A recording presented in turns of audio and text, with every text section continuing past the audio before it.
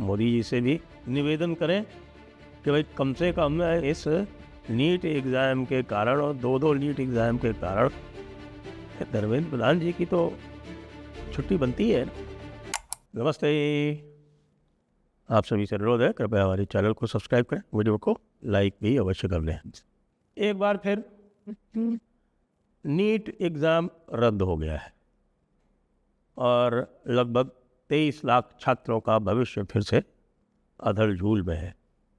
आप देखें कि एग्ज़ाम के 4 दिन के भीतर ये पता चलता है कि पेपर लीक हुआ है और उसके अगले 4-5 दिन के अंदर उस एग्ज़ाम को रद्द कर दिया जाता है।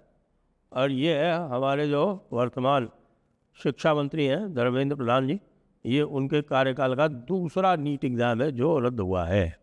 और उनके जो अचीवमेंट्स हैं, जो उनकी उपलब्धियां हैं, वो सब जानते ही हैं। उनके अचीवमेंट में ये नीट एग्ज़ाम रद्द होना, नीट एग्ज़ाम पे जब इस प्रकार के काले बादल छा रहे हैं उसकी विश्वसनीयता पर तब उनका चुप रहना, यूजीसी वाली गाइडलाइंस जारी करवाना, शिक्षा के क्षेत्र में जातिवाद चारों तरफ फैलाना, अपने जो बैकवर्ड लोग हैं ख़ास तौर से उड़ीसा और छत्तीसगढ़ के, उनको सब जगह फैलाना और उनको प्लांट करना, ये उनके मुख्य कार्य रहे हैं।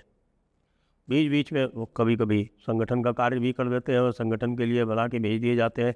ये आज तक किसी ने नहीं पूछा कि भाई आखिरकार पेट्रोलियम मिनिस्ट्री से इनको क्यों हटाया गया था, क्योंकि यदि पेट्रोलियम मिनिस्ट्री से इनके हटाने के कारणों पर यदि ठीक ठाक से चर्चा हो जाए तो ये पता चल जाएगा कि पेट्रोलियम मिनिस्ट्री से भी इनको इसी कारण हटाया गया था कि ये उस ग्लोबल मिनिस्ट्री का कार्यकाल संभालने में नितांत अक्षम थे, तब उनको उठा के डाल दिया गया। शिक्षा में, वैसे भी शिक्षा में ये देखा गया है कि यदि स्मृति ईरानी को छोड़ दें, हालांकि स्मृति ईरानी की समस्या ये थी कि उनके ऊपर एक ये काली छाया आ गई थी कि साहब कि वो ग्रेजुएट भी नहीं है, तो फिर उनकी तुलना जो थी वो अबुल कलाम आज़ाद से की जाने लगी। उसके बाद जिनको जिनको उन्होंने यहाँ बैठाला वो सारे के सारे ऐसे लोग थे शिक्षा के क्षेत्र में जो नितांत अक्षम थे। आप NDA 1 से तुलना कर लीजिए। NDA 1 में कौन था? डॉक्टर मुरली मनोहर जोशी, जो स्वयं एक शिक्षाविद थे, जाने माने फिजिसिस्ट थे, जाने माने फिजिक्स के प्रोफेसर थे इलाहाबाद यूनिवर्सिटी में, और सब उनका लोहा मानते थे जहाँ तक शिक्षा के क्षेत्र की बात है। और उन्होंने कई परिवर्तन किए। वो 10 साल तक अदर झूल में नहीं रहे।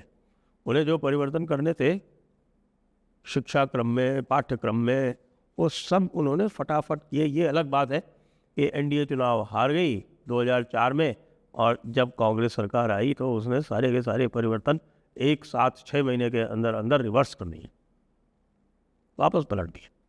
अब यदि कोई बताए कि भाई धर्मेंद्र प्रधान जी की क्या क्वालिफिकेशन थी, क्यों उनको बनाया गया शिक्षा मंत्री, तो कोई बता नहीं सकता। जहाँ तक ये नेशनल टेस्टिंग एजेंसी की बात है, नेशनल टेस्टिंग एजेंसी के रिफॉर्म्स की बहुत दिनों से बात हो रही है।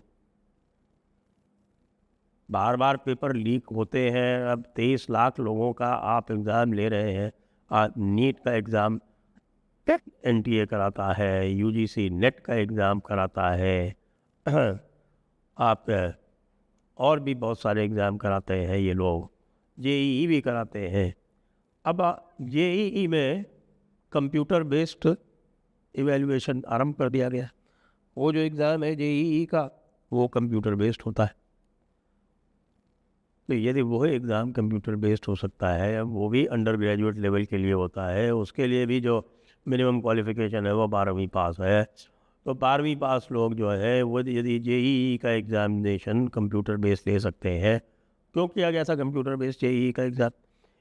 इसीलिए किया गया था कि वहाँ भी ये जो कोचिंग माफिया आजकल चले हुए हैं चारों तरफ, और दुख की बात है कि कोचिंग माफिया के जो सबसे बड़े सेंटर्स हैं वो राजस्थान में, कोटा में, और अब सीकर में। जयपुर भी ज़्यादा पीछे नहीं है।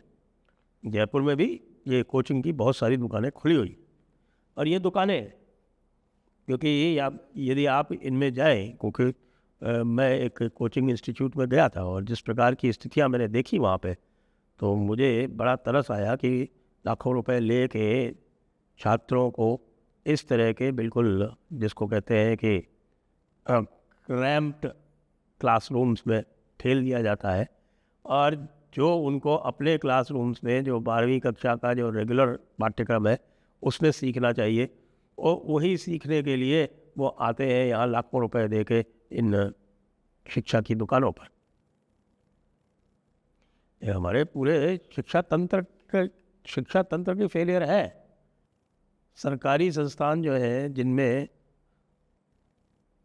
आपके टीचर की सैलरी लाख लाख रुपए होती है कम से कम, ख़ासतौर से जो एक्सपर्ट्स होते हैं आपके, जो फिज़िक्स केमिस्ट्री मैथ्स पढ़ाते हैं, ऐसे लोग, और वो जो है वो अपने छात्रों को इस योग्य नहीं बना सकते कि वो कॉम्पिटिशन्स में compete कर लें। हमारे टाइम में तो होता ही नहीं था इस तरह से। भाई मैंने 1977 में 12वीं पास की थी, और 1977 में 12वीं पास करके और कॉम्पिटिटिव एग्ज़ाम्स जो थे बिना किसी कोचिंग के दिए थे, बिना किसी कोचिंग के थ्रू हो गए। और कोचिंग सबसे पहली बार तब हुए जब हमने बिल्कुल पूरा अपना वो चेंज किया सिस्टम, तो यूपीएससी की कोचिंग। अब ये बताइए कि यूपीएससी एग्ज़ाम कराता है, यूपीएससी के एग्ज़ाम में लीकेज की शिकायत क्यों नहीं आई? ऐसा कैसे है कि यूपीएससी जो है अपने सारे एग्ज़ाम्स वो सफलतापूर्वक करा लेता है और ये नेशनल टेस्टिंग एजेंसी नहीं करा सकती? पहली बात तो जो नेशनल टेस्टिंग एजेंसी का जो फॉर्मेट है, जो गवर्निंग काउंसिल है, जो इसको एक ऑटोनमस दर्जा दे रखा है, जो इसका एक सोसाइटी के रूप में पंजीकरण है, वो सोसाइटी की जो गवर्निंग काउंसिल है वो भी सरकार ही अपॉइंट करती है, लेकिन कहने के लिए ये इंडिपेंडेंट है। सीधा सीधा ये उत्तरदायी है मंत्रालय के प्रति, और मंत्रालय जो है वो इतने गंभीर विषय में इनके प्रति कोई भी किसी भी प्रकार की कोई ओवरसाइट नहीं रखता है। क्यों? क्योंकि जो लोग वहाँ लगाए जाते हैं वो मंत्री जी के विशेष कृपा पात्र होते हैं। तो हम मंत्री जी या तो योग्य लोगों को लगा लें और या फिर कृपा पात्र लोगों को लगा लें, और विशेषकर से ऐसा मंत्री जो घोर जातिवादी हो, तो आप समझ सकते हैं वो कैसे लोगों को लगाएगा। एनटीए का जो सिस्टम है वो मल्टी लेयर्ड, ऐसे बताया जाता है कि सब मल्टी लेयर्ड सिक्योरिटी है उसमें, और मल्टी लेयर सिक्योरिटी है, और उसमें डिजिटल कीज़ है, जो प्रिंटिंग जो है वो डिजिटल से ही वो प्रिंटिंग हो सकती है।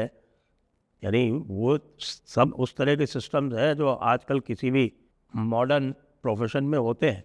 आपको पता है कि आजकल तो जो फिल्में भी जो रिलीज़ होती हैं और जो फिल्में स्क्रीन होती है, तो वो फिल्म भी जो डिजिटल की आती है, हर शो के लिए अलग अलग डिजिटल की आती है, बिना उस डिजिटल की के वो फिल्म भी स्क्रीन नहीं हो सकती।